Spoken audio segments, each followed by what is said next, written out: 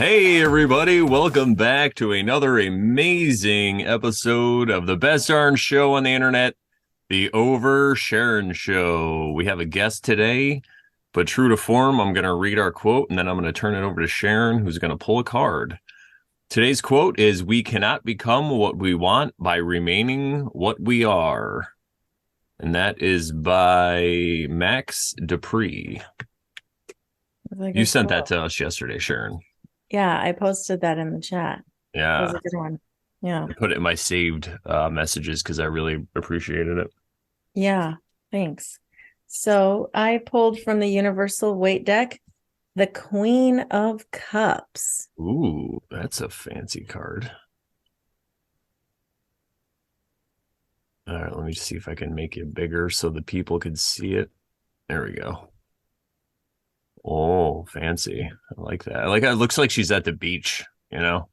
She's just a lady at the beach. She's got her suntan oil. She pulled it out.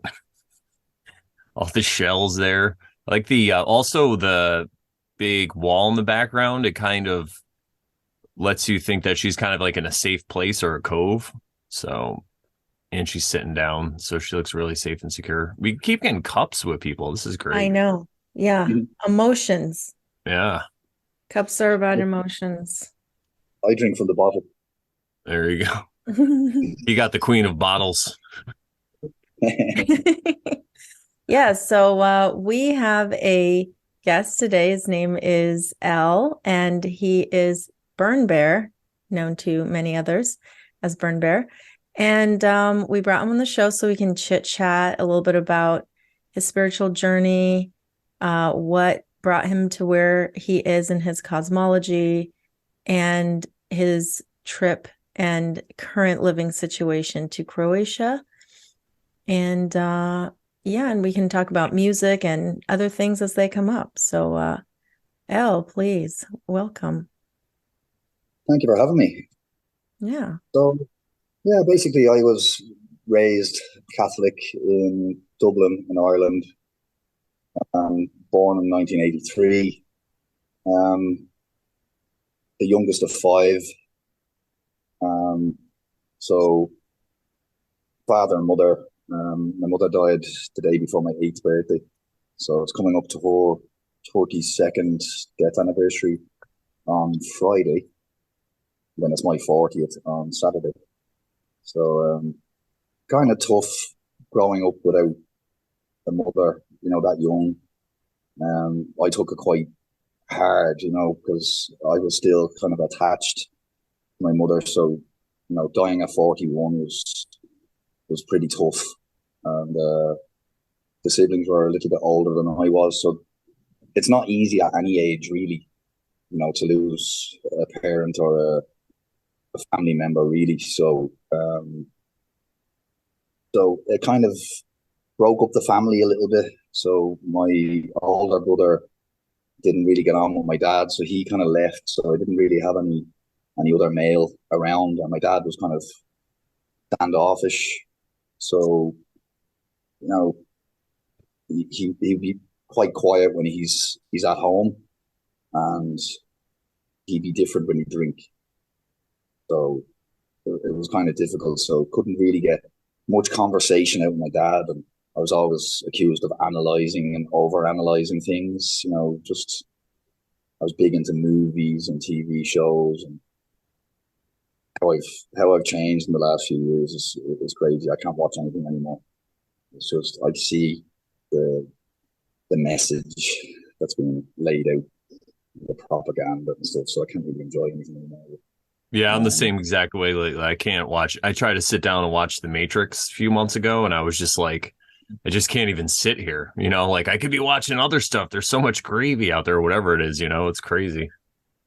yeah, I still I still watch some older movies that I still do enjoy, but I've seen them over and over that I can quote them, and sometimes that can spoil the movie, but yeah, it's okay. I still have some favorites, but a Yeah. lot of movies are, they're based in sin, and there's a lot of darkness about them, especially horror movies. I was big into horror movies. I just can't watch anything like that anymore. So it's just, I think we as men need to be creators and storytellers and things like that. That's what's missing in this society now. That fathers and uncles and grandparents and brothers, they don't tell stories anymore. They don't entertain the tribe. We leave it up to a box on the wall or a flat screen now. But everybody's just glued to a phone, separate device. We're losing something in a way in this day and age where other generations would all sit around. They'd have candlelight and they'd tell stories, they'd swap stories and entertain each other. And they create things like music and artwork and different things like that. People just don't do that anymore, and it's kind of sad. And I'd like us to get back to that kind of way, because children are quite entertained by a cardboard box. So it's a horrible thing to just stick a child in front of an iPad or a TV. When I was a little kid, kids get up early, so my siblings would leave movies all over the house. So I was watching Nightmare on Elm Street when I was 5. You know, I vividly remember this, like before my mother died, and they took me into a psychologist because I was drawing these kind of graphic pictures of death, murder, but I was taking it from the movies, Yeah. And kids absorb yeah. everything, and that's what I was absorbing as a kid, and Halloween and all these other kind of horror movies. So not good, So I've always kind of said to my nephews, "No, you're not watching that. You're going to watch an age-appropriate movie, kind of stuff like that, And they think like, "Oh, you're no fun." It's like, but I've been there. I know what kind of effect psychologically that has on a kid. It's not good. Yeah. That was one of the movies I couldn't, like, I was at a neighbor's house one day and they were just next door. So we'd run across the desert landscape, across the little, it wasn't like a ravine, but it was like a little hill. We'd run up to the neighbor's house and they had that movie on and it was already like late and dusky. And I was like, nah, I'm not watching that. And I ran back home. Which is that now? Nightmare on Elm Street or Halloween? Oh, sorry, Nightmare on Elm Street. Yeah. Couldn't do it. Like I got the nickname in primary school, which was, first to sixth grade of Freddy, and it drove me crazy. I used to hate it because like I'd be drawing pictures and stuff like that in class, and then I just got the stupid nickname, and I ended up like beating other kids up because I just, and I was a tyrant. And then when my mother died, then it was even worse. And kids can be so cruel. Also, I would get that kind of nah, glad your ma's dead, and I was just like explosion. So I was always like defending her honor when she wasn't there, kind of thing.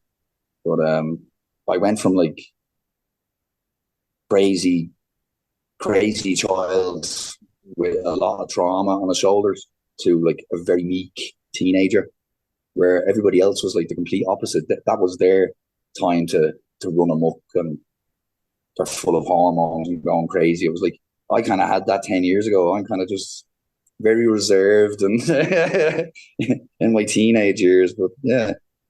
And then I like started working, and I was like a waiter, barback, as you guys call it in America. And then I worked my way up to bartender. So I was pulling pints of beer before I could legally drink. So yeah, that was kind of fun. So I've been a few different kind of professions and never really found my place. It was just kind of, it was a job, but I was watching Owen before we went live here, and it was like, just fucking enjoy what you want to do. Like, don't strive for something that's out of reach. Like, just enjoy what you're doing now and just put your best in and be grateful for it. And you know, work your ass off. And, I'm working now from home doing telecommunications, and it's good. I get to be with the dogs all day and just serve people. So it's quite nice. It beats being out in the field with a shovel you know in the minus temperatures. So Yeah, yeah. yeah. So as you were growing up and, as a teenager, maybe as you got older, bartending or anything like that, did you have any spiritual awakenings or did you feel like that, or did that happen later, if at all? Well, we got our school was like next door to a church, so I think every Thursday we'd go over to the church and there'd be some sort of mass, but you were being taken with the school, and you kind of memorize the masses. You know the responses, what's gonna be said. It kind of became predictable.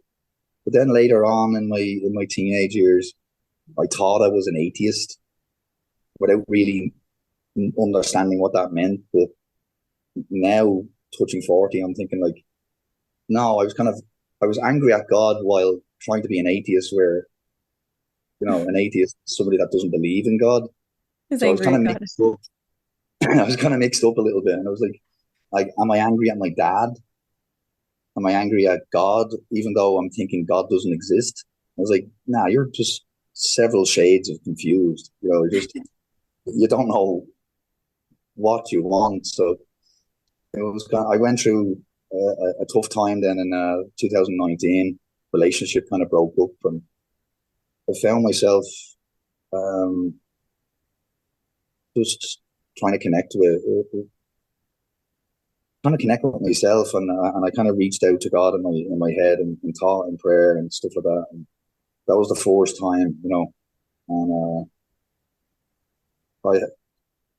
I think a lot of people went through the same kind of thing, looking for good conversation and somebody to watch, somebody that would tell the truth. I got sick of the lies and things like that. Trying to find something to, you know, somebody to watch, somebody to look up to.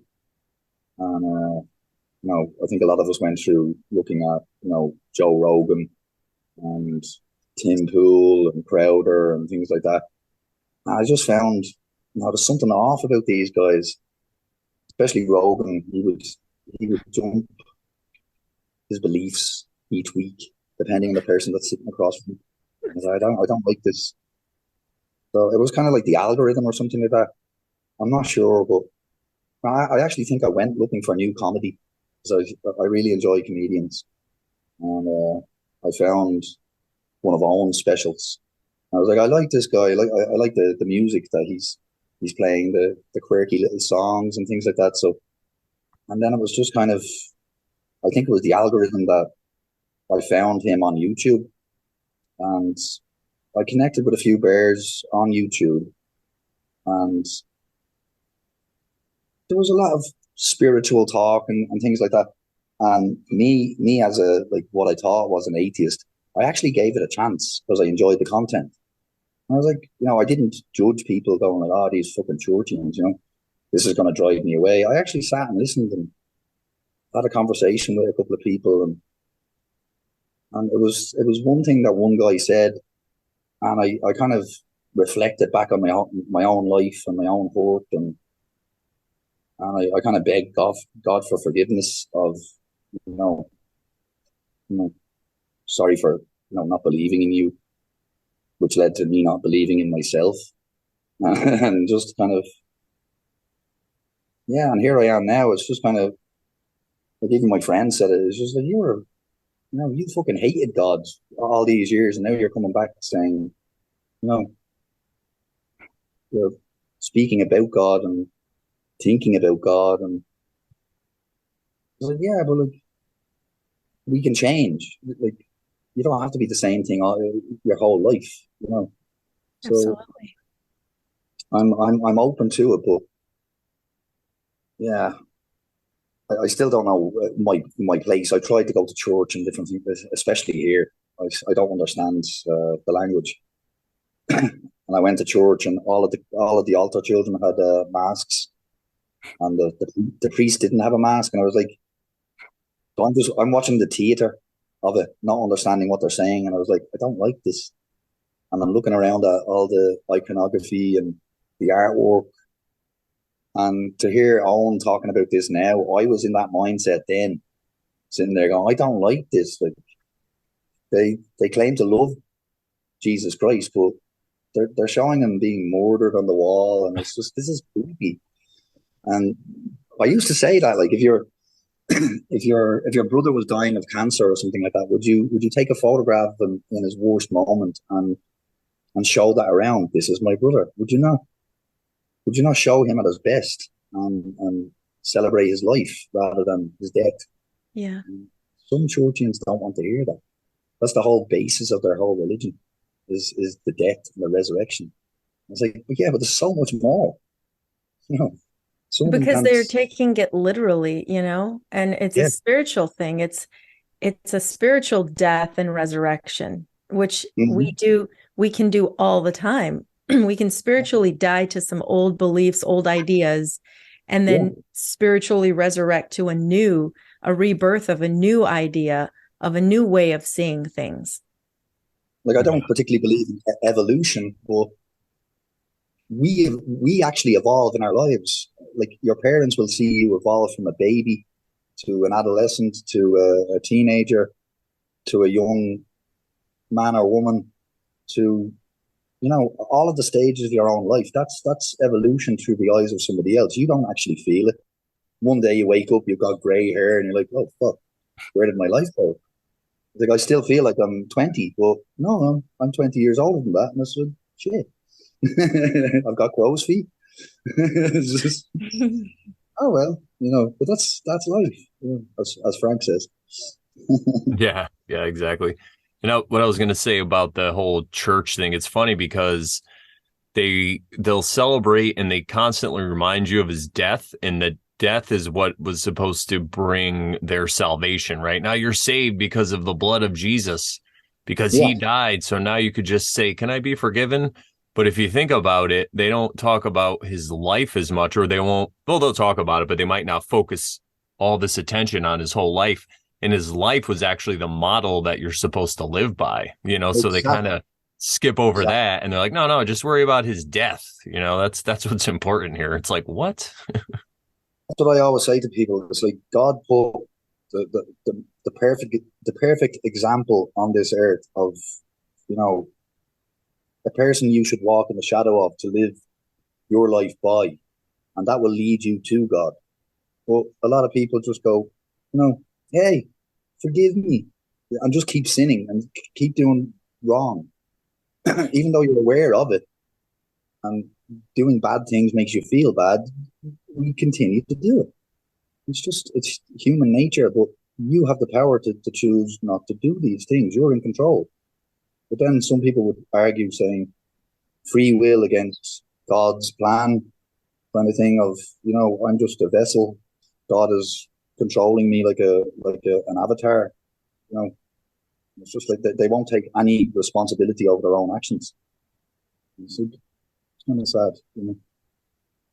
Well, and it's like also like the Bible says the Holy Spirit's within you, right? Mm-hmm.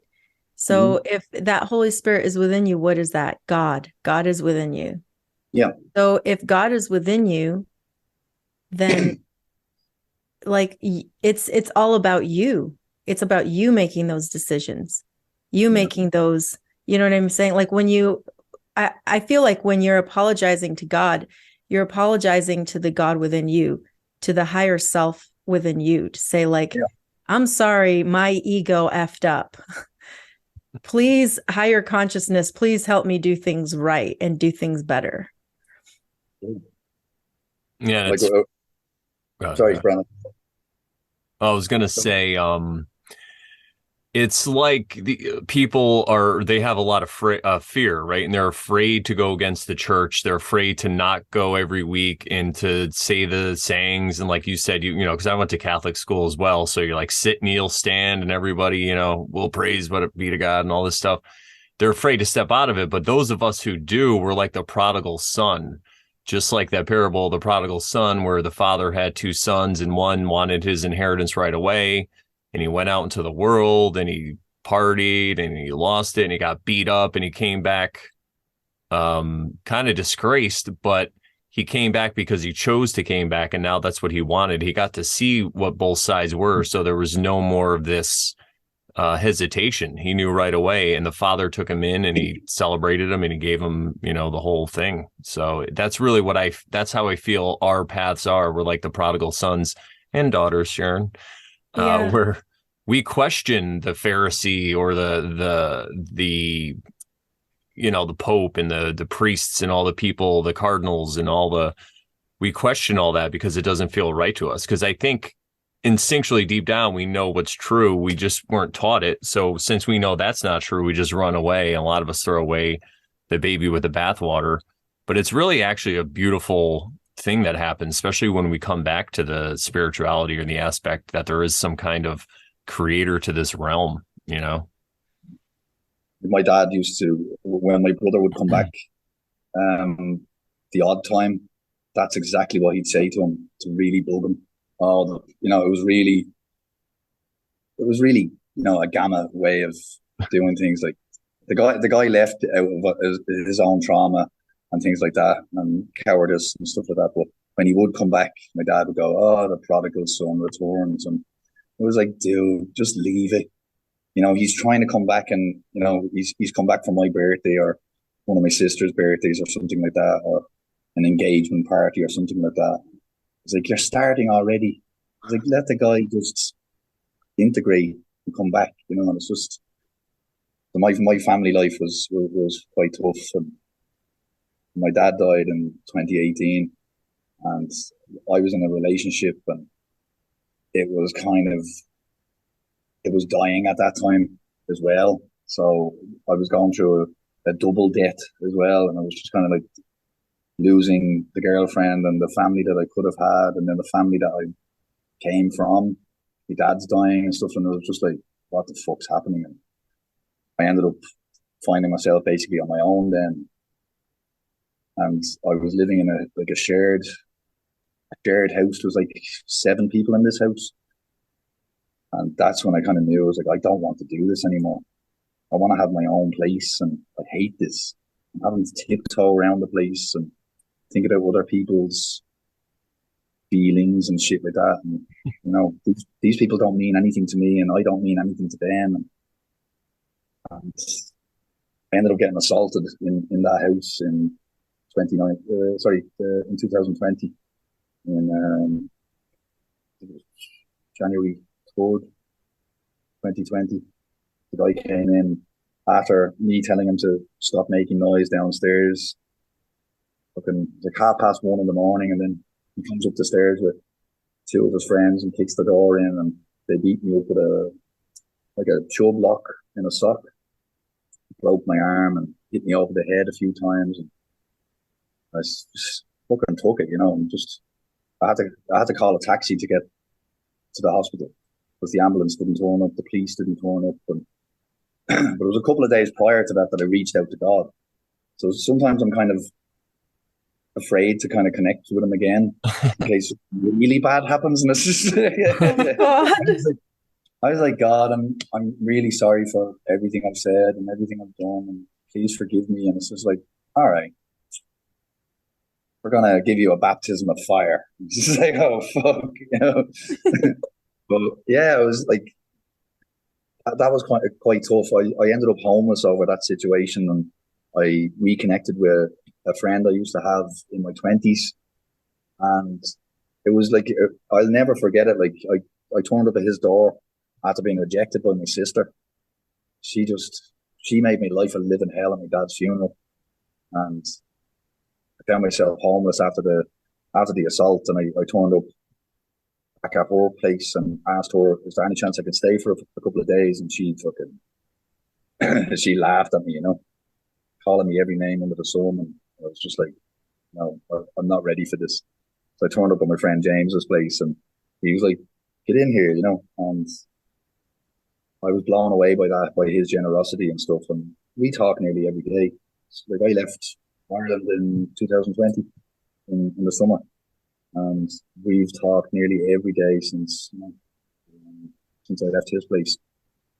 And I've never actually felt like real gratitude and love for another man before, in a way. Like you do for your parents and your siblings and things like that. But for a friend, I was just like, to actually say it out loud, I'm really grateful for you. If it wasn't for you, I'd probably be dead now.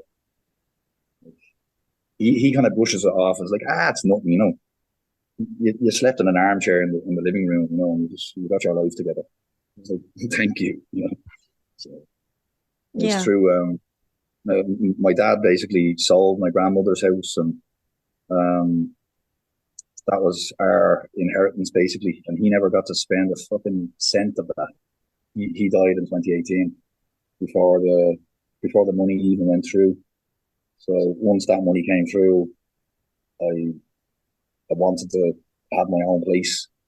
I didn't want to have a mortgage. I didn't want to be tied to a bank for 35 years and just have like an overpriced. Like a lot of the houses in Dublin are really poorly made. The walls are paper thin. You've got a lot of crime. I didn't want to be in a housing estate with a mortgage, and one wrong move, they could take your house and you're back to square one again. Like if you messed up your job, you got laid off, especially with what happened in the last 3 years with my firm beliefs about that kind of stuff. Like I could have easily lost a job I used to work as a security guard, and that was all about standing there and telling people what to wear on their face. I don't want to get your channel banned. So. We talk about showing our smiling faces. Mm-hmm.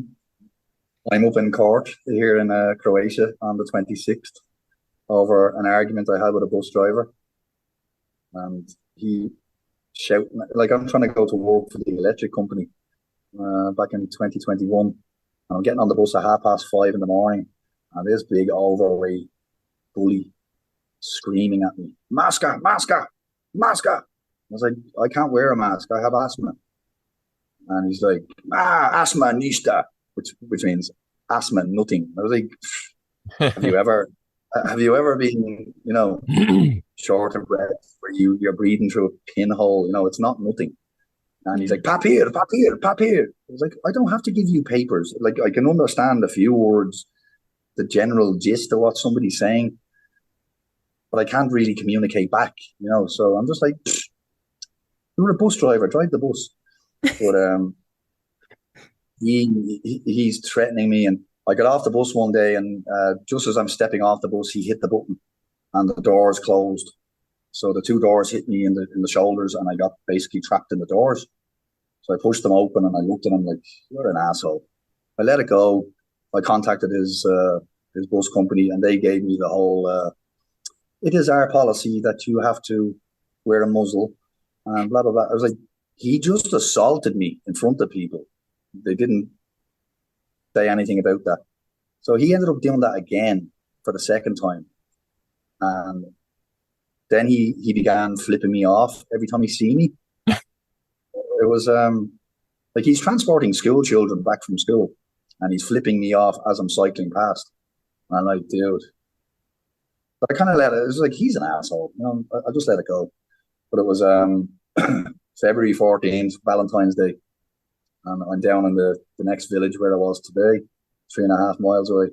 And he's coming down the hill in the bus, and he does it again, flips me off. I'm walking up the hill with the 3 dogs. And I just said, enough's enough. And I turned back around. Something just took hold of me. And like, I'm not an aggressive, violent person, but I just went, fuck it. Turned back around, waited for the last person to get off the bus. As the doors were closing, I shoved them open and got on the bus and said, what's your fucking problem? And he's like, blah, blah, blah, blah, blah, shouting at me in Croatian. So I grabbed the ear loop on his mask, and I just went, get that fucking rag off your face. I can't hear a word you're saying. And he tried to, slapped my hands away, and I threw a little slap at him. But I didn't actually hit him. But in the statement, it says that I punched him in the temple, which is completely false. And in the statement, 1 minute I'm driving a car, and then the next minute I have a bicycle. So I'm going to say to the judge on the 26th, which is it? You know, you might as well stick a pogo stick in there, a hot air balloon, other forms of transport, I Airship. teleported, yeah. 1 minute I'm, wearing a tutu, come on. So this guy hit me more than I hit him. I punched him once in the nose after he punched me. But he kicked me in the leg 4 times.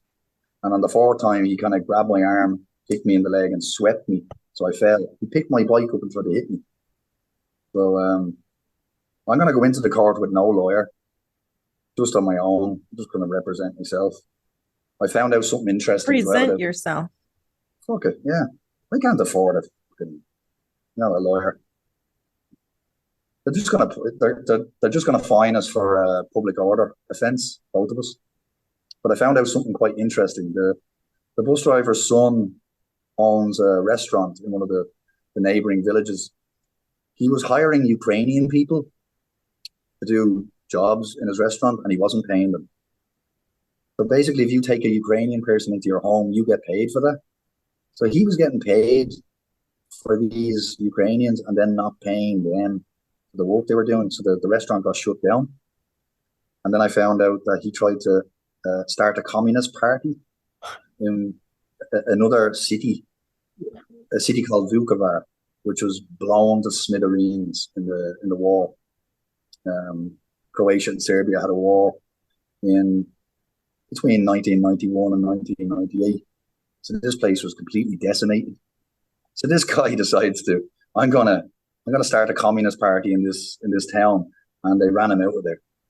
And yeah, I have a good friend.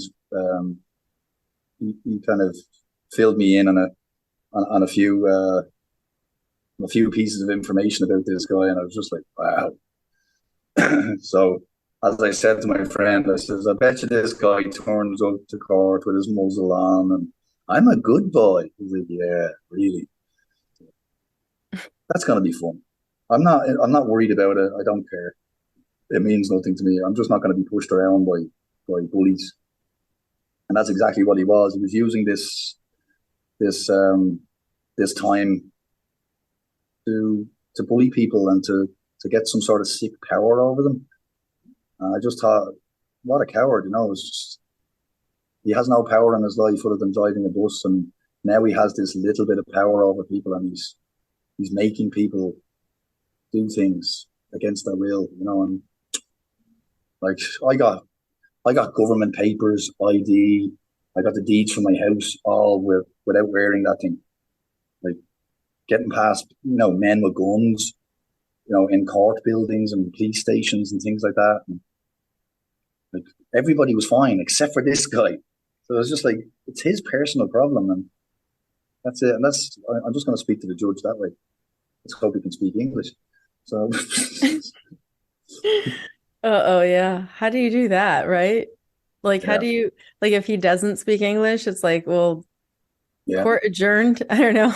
Like, I'll just take my wallet out and go, I'll pay now. So I think they're just going to fine the both of us what it says in the document, 700 kuna, which is maybe 90 euros. We took the euro in on January 1st. So I'm back to a currency I actually understand. Okay. Thankfully. Oh, Jesus. Kuna was just, it was a pain. Like 100 kuna was like 13 euros something, Now it's back to something I can actually understand now. So it's. Does Ireland uses euros? Yeah. We took the euro in mid 2000s. I think it was 2002, 2003, something like that. So yeah, I've only seen two currencies in my home country. We had the Irish pound all my life up to like 2002, 2003, and then we got the euro in. Yeah, like we're built to adapt. change is good for you. It depends on the change. Right. Spiritual Homelessness. growth or spiritual collapse. Trials by fire and hardships and things like that. It actually can change a person Oh for the yeah. good. Oh yeah. Also, you don't have to slip through the cracks. You don't have to, go on crazy drugs and do crazy things. Like some people do these horrible things out of pain, and they seek more pain. I was seeking sanctuary. So it was one of the reasons why I came here. It was quite spontaneous. I was looking for a room to rent in Dublin, and I found a Croatian guy. And while we're sitting there smoking a joint, he says to me, "You can only stay here for a couple of days. I'm not the landlord." I was like, "Oh fuck, here we go again. This is never going to end. I'm going to be renting a room, every fucking 6 months for the rest of my life. I can't do this." I was like, when you're tired in your heart, I can't do this anymore. And I told him what my dream was, and he was just like, "Croatia." So it was like the next day we booked two tickets for the boat, and he drove us, and we got on the boat together. He came back to visit his mother, and he helped me buy the house here, and he stayed with me for like 2 weeks, and I got everything kind of. I connected with a couple of builders. One guy spoke little English, but I was able to tell them what I wanted, and they helped me out a lot. So I kind of completely redesigned the house and put everything into it. So now it's kind of me on my lonesome now, and it's up to me to take care of the place. So I bought an acre of land that's got a vineyard by the roadside for wine grapes, a vineyard at the back for table grapes, eating grapes. It's an orchard of cherry trees, apple trees, plums, pears. And then I tried to grow vegetables, but it didn't work out. I was working full time also, and you're coming home almost at dark, so I had no time to tend to the garden, and everything got overgrown. I put so much work into the vegetable patch too, and then it just got overgrown, and it kind of broke my heart a little bit. And then machines start breaking down, and that broke my heart, and I was just like, God's not making it easy for me at all. It's just like just don't give up. Just you know. But I've learned a lot. Just I'm able to take apart the chainsaw now and replace the chain and fuel it up, and you know I know the different sounds it makes. Like, okay, we're running out of fuel while it's running, or I know how. If the chainsaw gets flooded, I know how to figure it out. But hopefully, I can figure out the other machines, like the grass trimmer and the lawnmower and things like that. I messed up the lawnmower. I put too much oil in it the other day and flooded it. I have to drain it, clean the filter, and I need to go into the city tomorrow, I think, and get a new spark plug and try to get it working again. Just have all my machines ready for spring. It's a lot of work on my own. So. Is it snowing out there?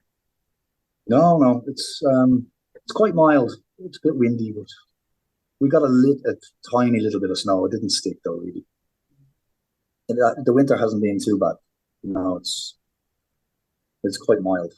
But, Right. I've been hearing that in some places. Winters kind of last up to they last up to kind of March here. So you need to have a lot of wood ready for winter. So how does it compare? How does it compare to Ireland, the weather? Like in Ireland, you've got the convenience of central heating, so you just flick a switch, and you've got radiators and things like that. Some houses would have a log fire. The winters in Ireland can be quite cold and windy and rainy.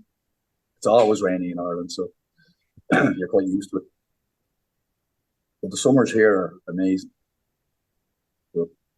The big change is the bugs, mosquitoes, stink bugs. Stink bugs are they drive me mad. They just look for a source of heat and light, and they feed on vegetation. So this is the perfect place for them. And I don't know what it is about them. If you kill one in the house, another one comes immediately to replace him. It's like they sense, like, okay, we got a man down. Get back in there and annoy this guy and just fly around his light, you know. And I'd love to animate that as a cartoon, you know, just from the bug's perspective, you know. And they're like Air Force pilots or something like that, you know. We got a man down. We got a man down, you know. It's their whole purpose in life, just to fucking annoy you. You know, you're sitting there relaxed, about to go to sleep, and then so I play tennis with them. Basically, I get up with a slipper and just I watch them. And then it's like Pete Sampras, fucking. You just see him flying across the room, hit the wall. Like, yeah. I can't, you know, a lot of bugs here. I found a snake in my house the first year. That was quite funny. In your house? Yeah, like right behind here. I was lying on the sofa and I was kind of drifting off. Lights were off, and I just heard some noise. And the dogs are all asleep here, so they sleep in the living room. And I just heard this noise, and I was like, "What the fuck was that?" So it was quite strange. So I crossed the room and I moved this cabinet out from under the TV, and there was a big black snake, not poisonous, but my first encounter with a snake. And I didn't pussy out. I didn't scream. The dogs left. The dogs left the room. They went down the stairs. Oh fuck! You know, you were supposed to protect me. So I had the phone in one hand, and then I was trying to grab the snake by the neck in the other hand. So, like, even in that moment, I was trying to make a video for Instagram or something like that, you know, Steve Irwin style. And the snake lunged for me, and I was like, "You little bastard!" You know. So he crawled, you know, he slithered across the room, and I picked him up in the t-shirt and just threw him out of the house. I was like, "That was cool," you know. I've seen a wild boar in my garden. Ooh. Here. That was amazing. You know, they're really fast. Oh my gosh. They could be quite aggressive as well. So I was leaving the house really early in the morning, just as sun was rising.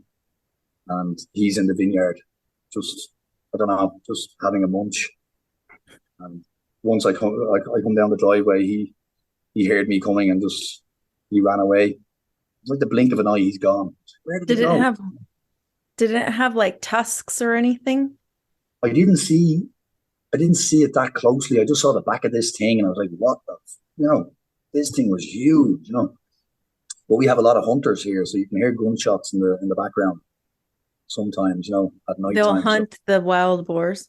Yeah, yeah. And there is deer also, but they're quite evasive of humans. They don't, you know, rightly so. Humans kill them. So it's rare to see a deer. So you'd have to sit in one of these kind of high stands, basically in a field. Like a lot of the hunters have these kind of wooden stands. It's a watchtower, and they'd sit there all night. And they probably have night vision, something like that, and just wait for the. So a lot of these guys have hunting experience and shooting experience as well from the war and different things like that. So that was the dream of coming here, and then I realized, you know, you can think you're a big man in the city, but you need to come out to a rural place like this to actually really feel like, city boy, huh? You know, you actually know nothing about life. You're living in the city, and it's just like you have no idea. You know, like I'm working for a company, a fresh food company, and they get food delivered to their house. And they're so entitled. The convenience of it is just. Could you imagine going out with a rifle or even traps, things like that, and setting up traps in a forest and fucking catching your own pig or boar, deer, something like that, rabbits, and to be able to come home and prepare that yourself? That would be amazing. To open your door and there's a box of food outside, and then to be complaining and moaning. I had a guy on the phone on Saturday. He requested a manager to give him a call back, and he's actually having a gamma fit on the phone. I was on the phone for 20 minutes. I usually wrap up the calls in like 3 minutes, 3.5 minutes. And this guy's shouting at me over the phone. So I'm basically pointing at the screen, going, Brendan, stop shouting at me. I'm trying to help you. And he's like, you're not helping me at all. When will the manager? I was like, I can't give you a time or a date when the manager will call. It will be at their convenience. And that would trigger him even more. Their convenience. And I was like, dude, relax. I was like, Brendan, relax. Like, somebody will give you a call. And it was me. I'm just Brendan. Yeah, Brendan. His famous last words was, I'm not hanging up. So I just hit disconnect. So see ya. So I just I put myself on personal and I rolled a cigarette and just exhaled. Like, who the fuck are these people? Are they from the States or are they from Europe? No, from England. So the UK. You'd have people from Wales and England, Northern Ireland, Scotland. A lot of people, I love the phone calls, but a lot of people are quite nice and understanding, but you get the odd idiot, you know. Well, I'm really good on calls. Even the managers have said so. These bloody boots. They said my tone on the phone calls is quite natural and relaxing, and I can help people. There was one really tough one over Christmas where a woman, she prepared me. She said, this is going to be a really tough phone call. And I was like, alrighty. I kind of sat up and I was like, I'm all ears, you know. And she told me her husband had died over Christmas time, and she got a notification to say a box of food was going to come. And it hit her, you know. She broke into tears. But she broke into tears during the call. And I could tell this was genuine. You know, some people that will say horrendous things just to get away with things. You know, like school kids, like 12 of their grandmothers died that year. You know, it's just like, how many grandmothers have you got? He's just a lying bastard trying to get a day off, you know. But this was genuine, you know, and I even broke down in tears at the end of the call trying to wrap it up. And it took me nearly an hour to, like, I was telling myself, get a hold of yourself, will you? You know, I still have work to do, and I'm fucking sobbing, you know, and it's just like, I felt the energy of that phone call, though, you know. It was just, it wasn't easy, you know, and I could feel the pain through her voice and stuff, and that's what we have to do, you know. But then I contacted my team leader and I said, basically the man died, and she wanted to close the account down, and so I gave her a refund. He told me, oh, you shouldn't have done that. She's not the account holder. I said, the guy is dead. What do you want me to do? You know, it's a breach of data protection. So if Brandon had an account, Sharon, you couldn't call me and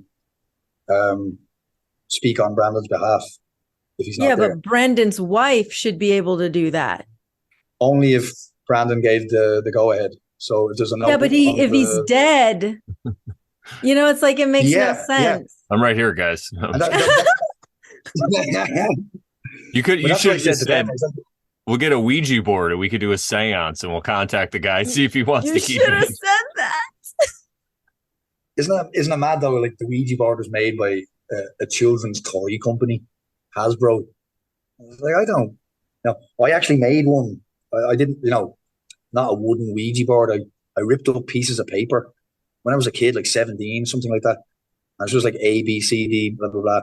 And I put them all around in a circle with yes and no on a mirror. And nothing happened. Absolutely nothing happened. I get into bed then that night, all the lights off, and I'm lying there. And I swear to God, all I heard was, Alan. And I shit myself, you know, not literally, but I was just like, it was my mind playing tricks on me. But the voice sounded like my sister. But there was nobody else in the house except for me. And all I heard was this whisper basically in my ear, like, Alan. I was like, fuck you. It was like lights on, television on, I'm up. I'm not going to sleep. Fuck this. I think I went downstairs and I binned all of the letters and, you know, A, B, C, D, E, you know, sitting there like a fool in a room, you know, with a tumbler, you know. Is there anybody out there? That's funny. Oh man. Yeah, I don't think I'd play around with something like that. I still don't believe in it, really. Like, Yeah, why I would? hear what you're saying. The way I think it works, I think it kind of works how tarot works. It just works on your belief, I believe, and the way this realm is set up. So I think if you give it your full belief, it could work for you. But the reason why I stay away from the Ouija board and stuff is because I don't quite understand it. And I don't know. I mean, I've heard so many accounts of people who have summoned the same one deity or the same one demon or whoever you want to call it. They always have the same name, or it always has the same name. And the way I figure it, probably something that lives in the human consciousness, like in just the collective consciousness of everybody. Yeah, But I try not to I play think around so. with those games. I was watching documentaries on the Nephilim. I was like, there's a reason why they're calling it clown world at the moment, because the Nephilim appeared as a psychedelic clown, and God basically created the rainbow after the flood as a contract with man to say, I'm never going to do this again. I'm never going to flood the earth and basically fucking kill off everybody in a way. So this is my gift to you, and it's the rainbow. And the reason why it's curved is because the firmament, in a way, or the globe tards can even think it's because the earth is a ball. Okay, whatever. I can't prove the earth is a certain shape, and neither can they. Sorry, Neil deGrasse Tyson. Steal the bike. Kneel by my ass, Tyson. Oh, he's on a campaign now at the moment, shilling for things we won't talk Oh yeah, yeah. I heard about about. that. So when did you come across Owen before you went to Croatia? Yeah, in 2019, I was renting a room in a guy's house, and he was like, "I like you. You can have the room, but one thing I must tell you is I'm a gay man." And I was like, "I just want the room." He's like, "Does that does that matter?" Blah blah blah. And I was like, in my own beliefs, I'm kind of like, "Yeah, well, I kind of want the room, so I'm gonna say no." you know, so um, so yeah, I was kind of watching a lot of I was watching like Sargon of Akkad and Tim Pool, and I was like, I don't like this Tim Pool guy. He's just reading other people's work, and that's his content. Like he's not actually doing anything. He's not actually contributing to it. So I was looking for more like stand-up comedy, and I found on his stand-up comedy, and I think the algorithm. I found his streams on YouTube right before he got banned, and while I was in my friend's James's. I'm sleeping in an armchair, basically homeless now. But James has given me a roof over my head. And I, I remember Owen just saying, like, I'm moving to D Live, and these bastards are kicking me off and blah, blah, blah. So I followed them onto D Live. And one of the first bears to kind of welcome me to the community was Scouse Bear. We've talked a lot. Really nice guy from Liverpool, and genuine. Just used to play in some great bands in the UK as a drummer and things like that. And it was what I needed at the time, just really nice people that were down to earth, that could have like great conversations. And that's what I was looking for. I was looking for like deep conversation about different topics, and then the whole like the gamma male kind of sexual hierarchy kind of thing came into play, and I was like, this is interesting. This is psychology. I like this. I was like, this is really interesting. So I kind of stuck with the bear community after that. It's one of the most kind of freeing streams I've ever watched. And it's like interactive television.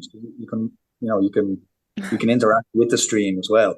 And he'll read out a comment here and there, and he'll mock you, and It it's changes brilliant. the direction of things sometimes. Yeah, yeah. Like you look down and go, "Fuck you," he'll roast somebody for 20 minutes then, and was like, what were we talking about? We were talking about something different, like the shape of the earth, or airplanes not running on jet fuel or something like that. And next of all, he's mocking a cripple in a wheelchair, and it's just like this is fucking great, you know. Well, I But none of remember. it's Oh, go ahead. Go ahead. no, go ahead, go ahead. I was just gonna say, I remember watching Owen one day, and he was showing a video clip of this guy who walked by airport security and was like acted all badass. And Owen was Yeah, like, "Yeah, this guy's the man." And then there's this little guy in there in the chat, Byrne Bear, and he's like, "Fuck this guy." He's like, "This guy's." Speaking of the guy who they're showing the video of, and he had this neck tattoo and all this stuff. And I remember he gave you a really hard time about it, but then I think it was maybe the next day when he realized that you were right about that. That guy's just some kind that of was punk. that was Chris Sky, and Yeah. I something about him just rubbed me up the wrong way. I was like, he's purposely fired up a live stream and walked into this airport or whatever, and he's going at the woman behind the counter. She doesn't make the rules, and he's like, "Look at me, I'm a big man bullying a woman," and I was just like, I don't like this. And I was like, he's not somebody, to look up to. He's not a leader of man, a leader of men. I don't look up to him. And I could see from Owen's point of view of, he's basically the teacher. And he's like, right, class, I'm going to show you a video. And I'm the disruptive one going, this sucks. And he's like, get out, go to the principal's office, blah, blah, blah. So he banned me that night, and I went on, like, I couldn't retort. I couldn't say anything now because I'm banned. So I went on to Bear Times, and I was like, I'm being called a gamma, whatever, blah, blah, blah. And I was like, so I kind of gave a little quick capsule of the last couple of months. And I was like, would a gamma do this? Would a gamma do that? Would a gamma do this? And somebody said it in the stream, like, he's on Bear Times. And next of all, Owen flicks it on and reads exactly word for word what I wrote. So he's basically on my big screen TV. And I'm standing here with my fucking hand over my face going, oh, for fuck's sake.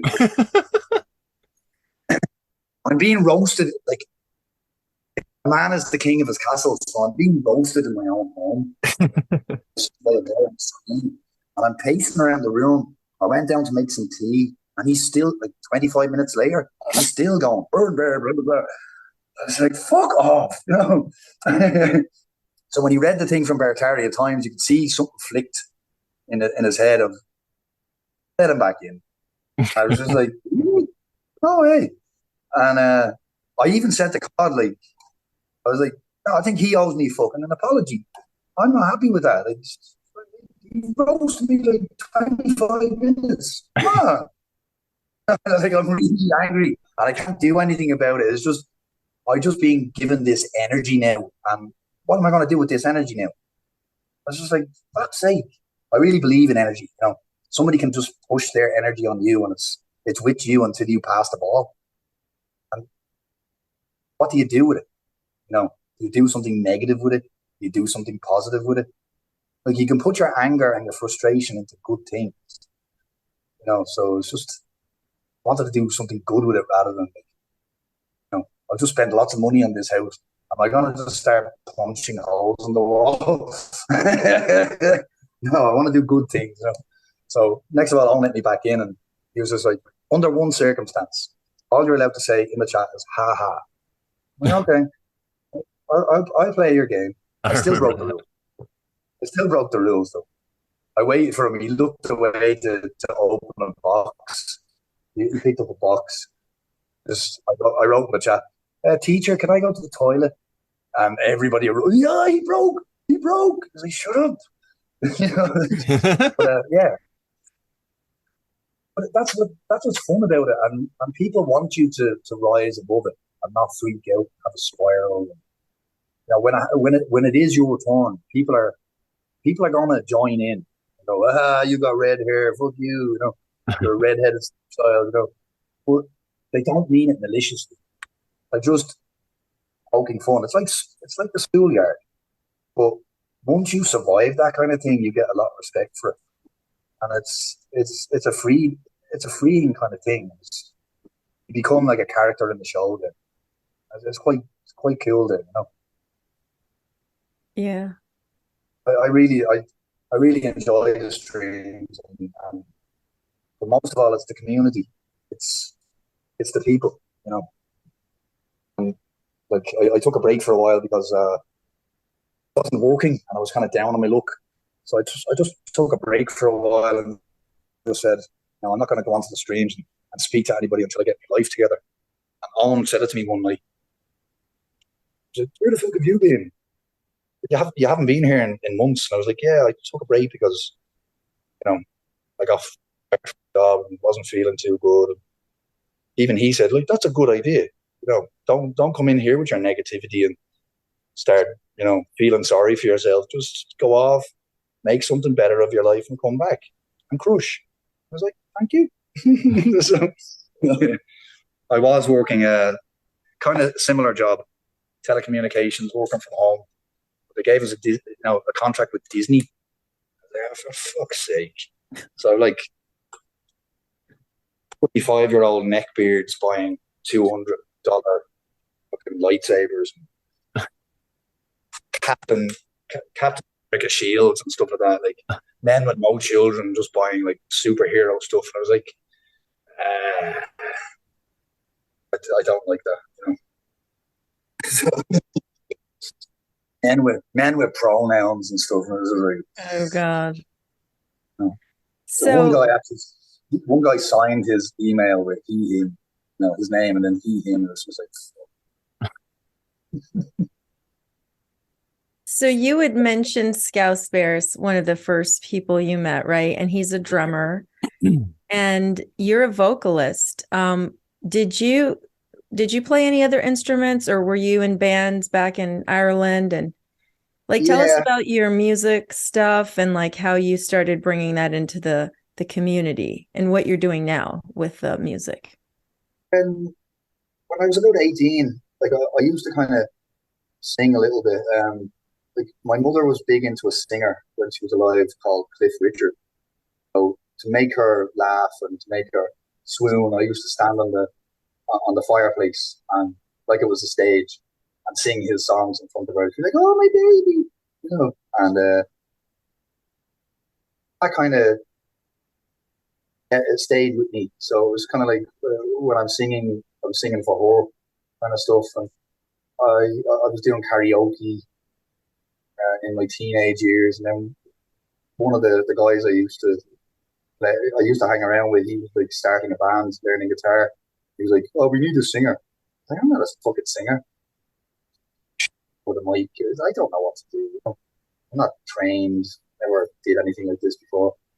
But then you kind of click into place, and I was writing my own songs and different things like that. You know, I don't know what people want to hear, so I just write anything. You know, just so we had a song called the Hate Song. So it was the teenage angst.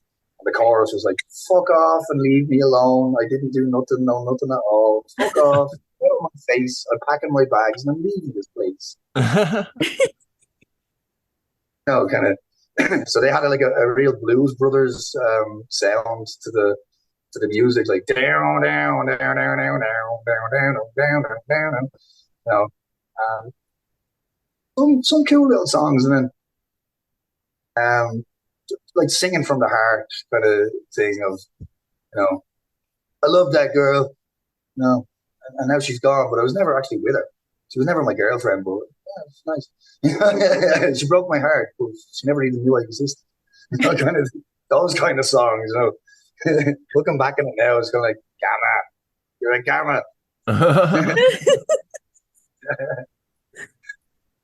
Well, you did pack your bags and leave this place, so maybe you had some foreshadowing going on of what you were going to do with Ireland. You wrote it. I won 3 karaoke competitions in Dublin. I used to just like none of my friends would go out, even the guys from the band and stuff. No, I'm not going out to karaoke. I used to go out on my own. So I'd sit in the darkest corner of the fucking bar, sitting there drinking apple cider, wait for my name to be called. And I go up. Like the first year I did it was horrible. But then the second year kind of found my songs. So I was doing like House of the Rising Sun, uh, Roadhouse Blues by the Doors. So I found the songs that I wanted to sing, and I could do well. Yeah, I won the first year. I won. I won Pink by Aerosmith, and I was standing there in a fucking suit. I was just like standing there in a Sunday best. You know what I mean? Sometimes I look back on myself and go, you know, I am kind of looking forward to the time I'm at St. Peter's Gate. God's like, come here, here's your best bits. You know, like on Big Brother. You know, you sit down in front of an audience of heaven, and God embarrasses you and roasts you. Look at what he's wearing. You know, you're a fucking loser. It'll be great. So tell us how did you meet? Go ahead. You were going to say something. I'm just riffing. I'm just scatting, man. Yeah. So how did you meet Olive Tree Bear, our dear friend Alex, whom you introduced me to? Yeah, we just met on Bertaria Times, as I met you on Bertaria Times. Yeah, it's just kind of like things just clicked together. It was quite strange, and you know, I don't really reach out to many people to have like in-depth conversations with them that much, but I found myself clicking with Alex, and he's telling me like he's a music producer and he does these kind of things, and I was telling him like I like to sing and stuff, but I'm not recordable ready. Sometimes my voice is all over the place, or I'll write a song that I can't perform. It's just like that. That can be heartbreaking because the song might be good and then you try to sing it. I said, I can't do this. I really can't do this. I need to get somebody else to do this. So yeah. But that, yeah, like I met Sharon on Bertaria Times, and you showed me a couple of your songs, even cover songs and things like that. And I was just like, wow, you know. So I have kind of gravitated towards the musicians in the community a lot, which is really cool. You know, I don't hang out in different Telegram channels just talking about nonsense. It's not nonsense, but you know, who gives a shit what's shaped here? I'd rather kind of click with people with the same passion and hear that same excitement in their voice, that same passion. You know, they might be playing guitar or drums, or they like to sing, different things like that. So, yeah, like I will always love that kind of stuff. And if somebody gives me a piece of music, I'd love to be able to come up with some sort of lyrics and try and sing something. So I got a couple of people together from the bear community, and we're gonna try and come up with a new song. So we basically have the music down and the lyrics. I need to record vocals on my microphone and just get the timing right, and just the pitch and everything right. We recorded a rough version on the phone, and it sounded good. There was promise there, so I get Sharon in to do some vocals also. And I'd love to hear you doing a solo, one of Alex's songs, because people need to hear your voice, not always just in the background of somebody. You need to be upfront, and you've got a really powerful voice. You know, it's just Sharon does some amazing vocals. So I need to practice myself. I've been going around. I watch a guy on YouTube called Jeff Roca. So I'm walking around the house doing bell sounds and siren sounds, and you know, anybody else monitoring me in my own domain would go like, I'm walking around like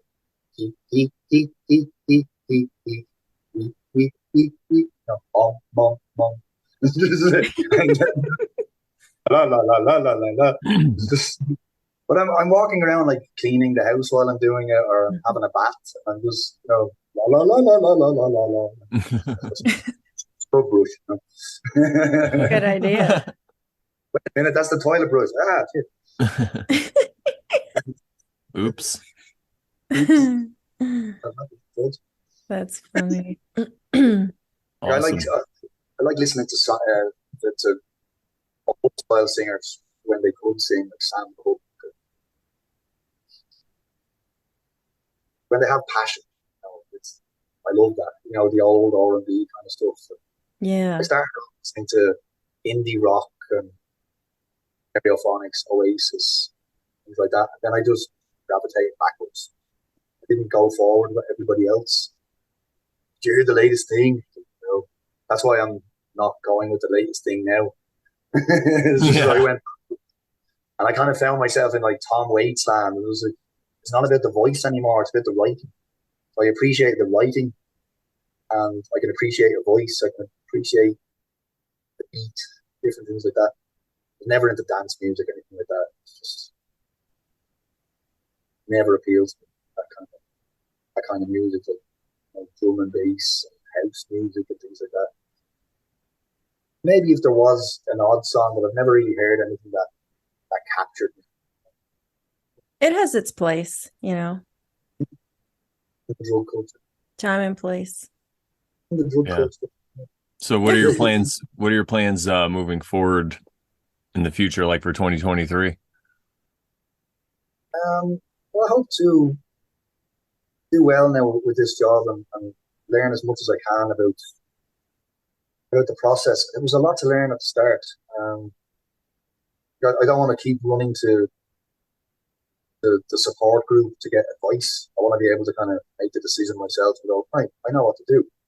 It's kind of like running to mommy and daddy, like, what do I do now? In a panic, you know, I've got this guy on hold. You know, it's just like, Jesus, relax. But I want to be able to just understand the process and do a good job and unlock my bonus. And I hope to save up some money and get a new machine to cut the grass. Start taking care of this place a little bit better. Get out and clip the trees and the things, just like taking care of the house a little bit better. And a lot more energy than I did a couple of months ago. I was really down on the luck, just feeling sorry for myself a little bit. So a lot more energy now, and I want to kind of put it into the house. Thinking about new color scheme for the living room. Maybe turquoise, something like that. Small dreams, you know. Those are good. I get bored of the same. Yeah. It's all about the small steps. Yeah, I'd like to get the floor sanded and recolored. I'd like to get it done in like a black and grey. Brown. I'm not a fan of brown. I don't know what it is with old boomers. Brown. It's just flowery sofas. What the fuck is this? You know? It reminds him of the good old days. Yeah. When I bought this place, it was just brown. I was just like, it's horrible. I want to do something with this and brighten it up a little bit. But I couldn't get everything I wanted to do all in the one go, you know. You have to walk through. I'm not doing it myself. I have to walk through other people. You know? I told them I wanted the floor sanded and get it recolored black. They're like, another time. I was like, yeah, but I won't have money then. It's either now or never, you know. Is the wall behind you yellow? And did you paint it? It's more like an orangey color. So the guy has actually ended up doing like the Irish colors. You know, one wall is green, and then the other surrounding walls are kind of an orangey kind of color. Okay, like tan maybe. And like this is quite cool when I watch TV. Oh yeah, cool. That's cool. Yeah, so I've got these LED lights, and they're quite heavy on the eyes. I bought everything basically. I got these kind of movie lights. So it's like these they have these kind of movie lamps, basically. and I wanted to put them up in the living room. They would have looked cool. They're like kind of really rustic brass color. And the two builders were like, "Oh no, money, money, money." So they opted for LED. I went with it. I don't fucking like them. So at some stage, I'd like to put up the lights that I have downstairs there, and just have something different, because they were kind of rustic. So it would have fit with the color of the tiles on the log fire. So, yeah, but it's my place to do what I want. So I can plan, So Yeah, yeah, make it your own. and I need to start getting out more, and um, I want to meet somebody. I'm pushing 40 now on Saturday, so single, no children. I'm gonna get a little bit bored of my own, so I want to see different side of myself, different side of life. I want to be able to have a family at some point, if it's in the cards, on the cards. But if it's not, can't can't argue with God. Maybe I didn't try hard enough. I don't know. I wouldn't do that. Don't blame it on God. No, I want to eat a little bit better and gain a bit of weight. I'm too thin and weak. I get my voice in better shape, and to contribute more to the community.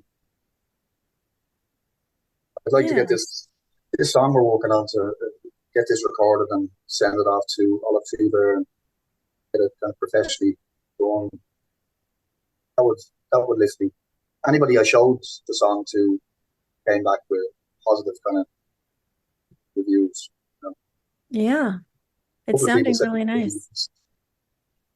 one or two Wobbly Bear wrote back and went, "That made me cry." It was like, yes. Oh, Oh, wow. nice. But the music itself, like one of the guys, Music Bear, he put so much work in like 24 hours. He done everything. Wow. He gave us like a foundation of what it could be. So it's not like set in stone. He's got a drummer in, we got a few guitarists in, bass player, myself and Sharon singing, so we can lift it to a new level, and it's just that's exciting, so I want to contribute more in the only way I can, really. I can't do much, but write a song and sing a song, draw a picture. Yeah. I don't.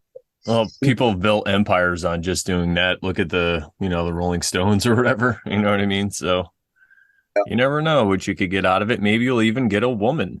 You never know. Maybe. Yeah. You gotta sing her in like the sirens, singer direct her into your life. I could sit on the banks of the Danube and the sea. Maybe some woman will appear from the mist. I don't know. If you Well, sing it, she will come. if you sing it, she will come. Look at Wobbly Bear, though, right? Isn't she in Australia? I was quite angry at that, because I'm like, I'm near her. I'm near. Yeah. I'm over here. New Zealand, Croatia. She's traveling further. Like they're gonna have their wedding reception at the festival, I believe. That's gonna be great. Oh, I'd love to. so 2023 festival, that's going to be the reception. I believe so. Yeah. The year Nice. of harvest. Oh, that's awesome. Nice. Year Well, of discernment. They Try changed it. to come, see if you can get someone to watch the dogs. Yeah. See, it's not even the dogs that's the big problem. The big problem is falsifying paperwork to pretend I'm like one of them.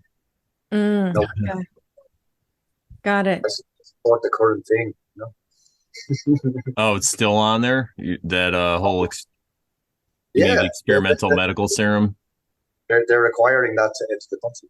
Oh, what a bunch of dirty bastards. Some people have said like go through Mexico. Like I'm not fucking doing that. I want to fly first class into St. Louis or something like that. Be picked up by a bear at the airport. Here we go. I'd love to take the dog with me, but I think it would be quite expensive. Transport three dogs.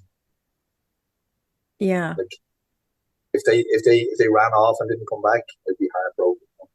But even leaving them here, you know, Yeah. we're together all the time. You know, Yeah. anytime anybody sees me, I'm with those dogs.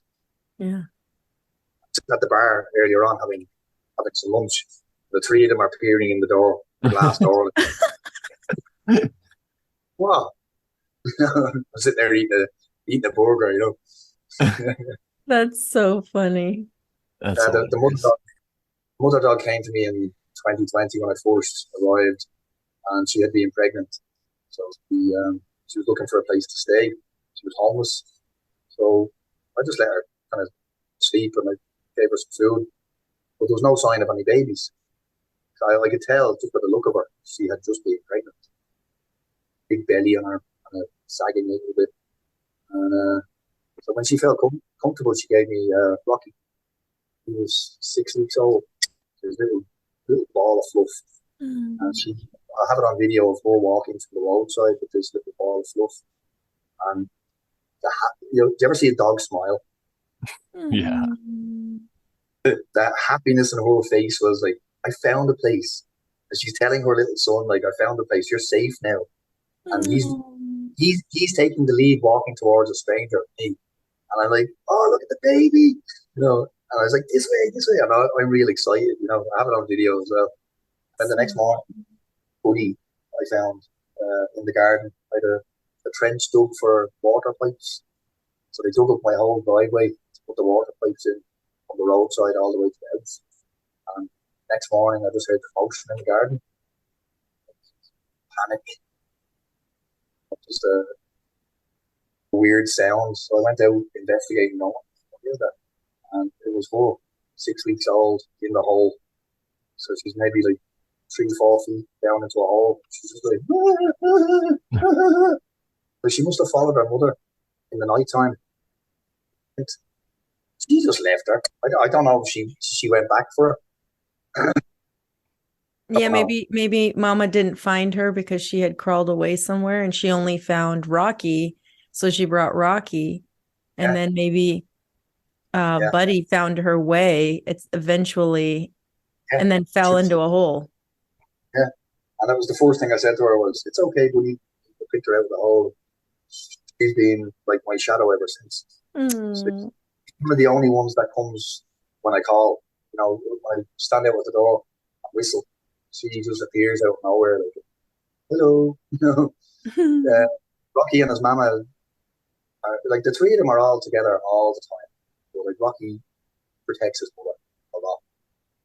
Now, what they do in their own time, I'm not sure. I don't know if they've done things that I wouldn't agree with. That's their business. But I took his balls away just because I don't want any accidents. I got the three of them neutered. But she had 8 more puppies my first year. So my first year, I had 12 dogs. Wow. But she had 8 more puppies, plus those two. Then I rescued one from the other village that came home with me, just wandering around the village. Female. I thought it was male. So I called the dog Harry. Dirty Harry. It was a little Scottish Terrier. Just random dog. And the bar owner was just like, get out, get out, get out. As soon as he turned his back, I was like, come here. So she came back with us. And 2 puppies were in the garden on their own. Mama dog came the 3 miles with me. And all the way home with a new dog. The mama dog was real protective because she had puppies.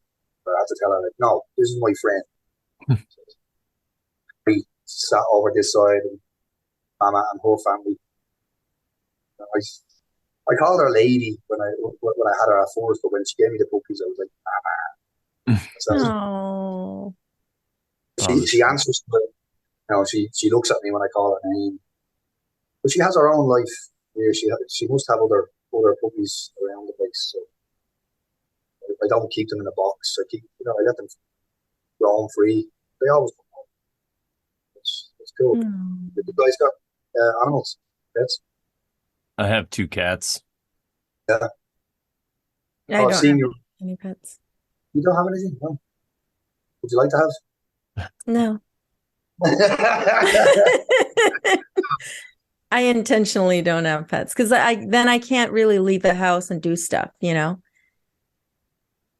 So And they kind of wreck your fucking place, but just hair everywhere. Look at Sharon. She's like, yep, that's It's like it's funny. like it's like having a man around. It's just fucking hair everywhere. Exactly. All right. Well, it's 3:33 here. ooh, Ooh. 133 here. Yeah. It's It's 33 somewhere. Yeah. 29:30. 9:33. Oh, all right. Oh, That's even better. Well, I think this would be a good place to wrap it up. What do you think, Sharon? yeah. Sounds good. How could people get a hold of you, Al, if they want to find your music or, they want a puppy? Or they Um, want to move to Croatia. I'm on YouTube under Al Bourne. Um, I just put up random stuff. There's no rhyme or reason. Wherever the wind takes me. If I get inspired to do a little, a parody of something, or if I just feel the need to sing a song or whatever. So my YouTube is a random mess, and I'm on Facebook, but I keep getting 30-day bans for just being a naughty boy. And Exactly. I'm on Telegram.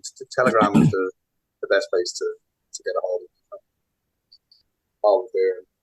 Happy to have a chat with people. Yeah, I took myself purposely away from Instagram for a while because there was a few Reddit stalkers and different things like that. I kind of took a break from social media for a while for my own health. But Yeah. yeah, which is good. I'd recommend it. Yeah, yeah, I It second was a that. good idea. Yeah, Totally. Well, we'll put some links in the show notes below so people could find you if they want to find you and if they want a puppy or if they want to give you a hard time. I'll give you the link to my Braveheart parody or my I done a parody basically of Grease. It starts off as Grease with Travolta and Olivia Newton-John. Then it quickly turns into Pulp Fiction. So Sandy gets her hair dyed, and then Vince or whatever is Johnny or whatever his name is, he's tearing the car around the corner. Basically, she's after taking her booster, and she's got the black hair now. She's not blonde anymore. Just hilarity ensues. So I Oh, like that's doing little, funny. I like doing little voiceovers like that. Yeah, those are The one hilarious. I done one for The Shining, and it kept getting banned everywhere, even on YouTube. It was just like, I think it was the music, but the Yeah. voiceover. It's, I enjoy doing impressions of The Shining. Sitting down and having a drink with Lloyd. Hi, Lloyd. Awesome. All right. Well, I'd like to give a big shout out to the chat as well. When we premiere these every Thursday night at 8:33 p.m. Eastern Standard Time, the chat is in there. So thank you guys so much for coming. We appreciate it so much. If you'd like to support us, you can go to morelawsmoreproblems.com. Click on the Oversharing tab. There's several ways there you could support us, but the best way to support us is to just come here every Thursday night and hang out in the chat or just leave comments, subscribe, hit thumbs up, all that fun stuff. One more time, Allie, I'd like to thank you so much for coming on to the Oversharing show.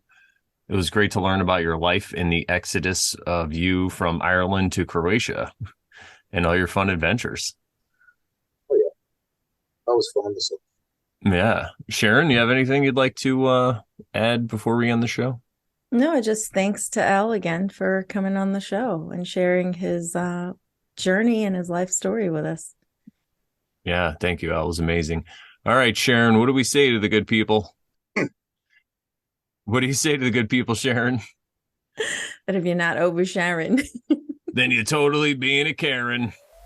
that's right. All right, we'll see you guys next time.